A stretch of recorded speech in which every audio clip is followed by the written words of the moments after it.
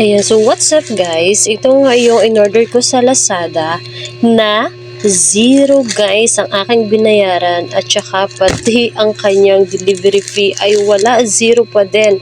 So trinay ko lang ho siyang i-order kasi nga yung price niya nga ay 0. So ang item na to guys ay binhi ng mushroom. So buksan natin kung legit. O, tingnan nyo ha, na 0 talaga siya. Bona fide nyo. COD. O, wala talaga akong binayaran. Total item, isa. Quantity, isa. Payment. O, wala talagang amount, guys. As yan. Para ako naka-jackpot sa loto.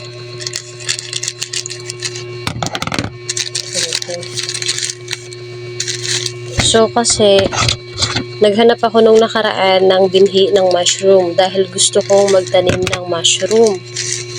Ngayon,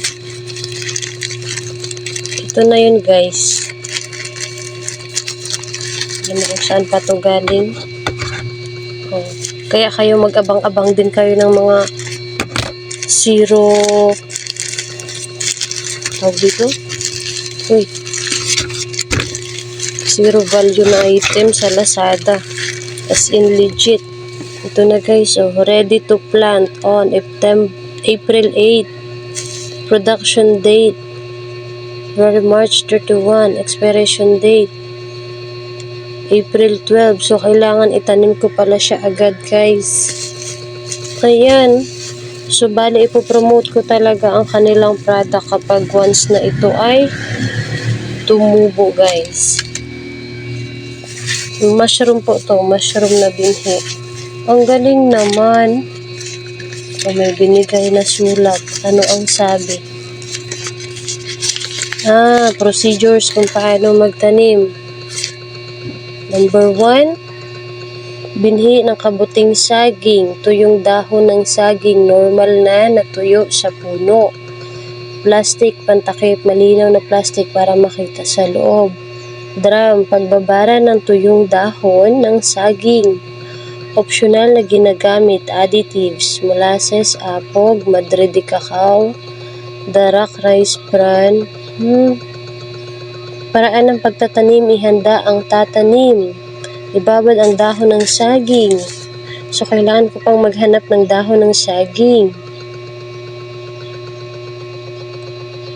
Maaaring mag-aani sa oras na malamig, madaling araw, pagbukang liwayway.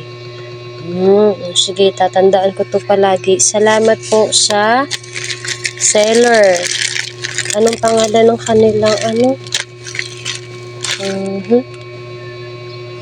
Sold by Hardinera. Ayan, shout out sa Hardinera. Galing pa to sa MacArthur Highway ng Kayasan.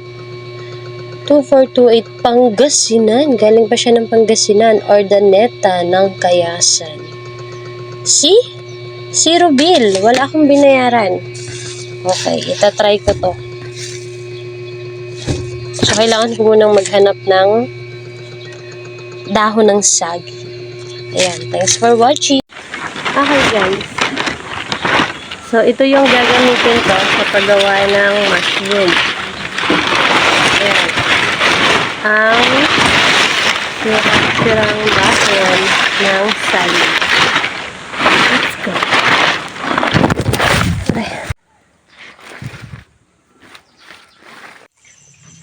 Ayan, so what's up guys? So, sisimulan ko na ang pagtatanim ng mushroom na in-order ko noon sa Lazada. Ayan, ito na yung mga kinuha ko na saging.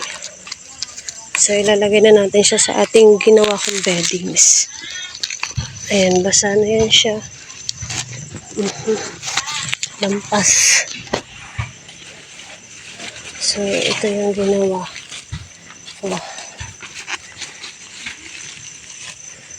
Kunting saging lang yung aking nakuha. And then, ngayon guys, ay lalagyan na natin siya ng binhi ng mushroom. Ambot lang, humuga na nino. I think lagyan natin. So, ayan, lalagyan na natin ng binhi. Ito na.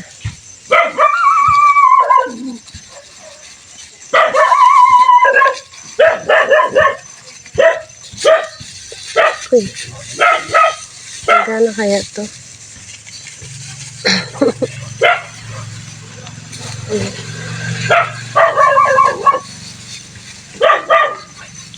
Ano siya? Ano ang nyug? Ito pala ang binhi niya. And then, lagyan pa natin ang dahon ng saging naman.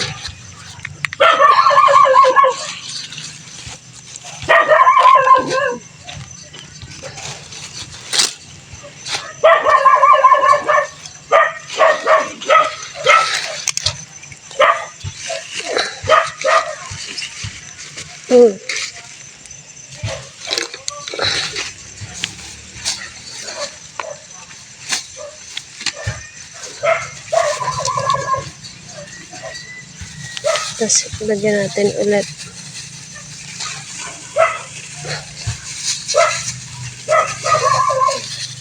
Ayan, so, babasain ko pa to guys. Parang gusto ko siya lagyan ng ipa. Panabasa.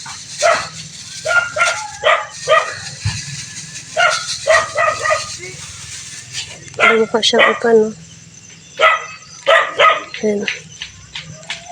Tapos, tatakpan natin siya ng plastic. Ayan na style niya. Tapos, basain ko siya. Ayan, basain natin ng konti.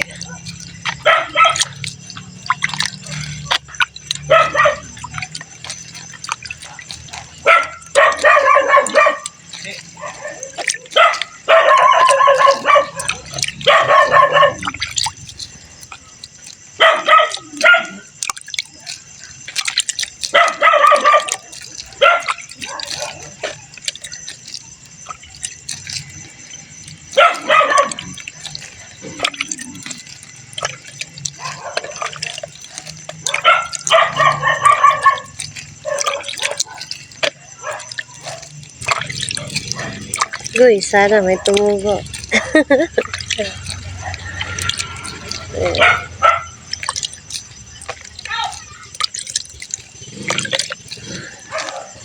Ayan, sana. Hanap na tayo ng pantakip. So, ito na guys. In-incubate ko na siya. Meron na siyang cleared plastic. Ayan. So, hihintayin na lang natin yan siyang mag-moist inside of that incubator. Incubator. So, ayan. So, mga ilang days daw, sabi, tutubo na yung mga mushroom na yan. So, hintayin na lang natin. Then, especially, tip pala, dapat hindi siya ma-expose sa sobrang init. So, kailangan, we need to find ways na ma-maintain yung kanyang darkness. Yung dilim, kailangan madilim. Hindi siya pwedeng malagyan ng sunlight inside. Ayan na. Yan na siya, ang ating mini bed of mushroom.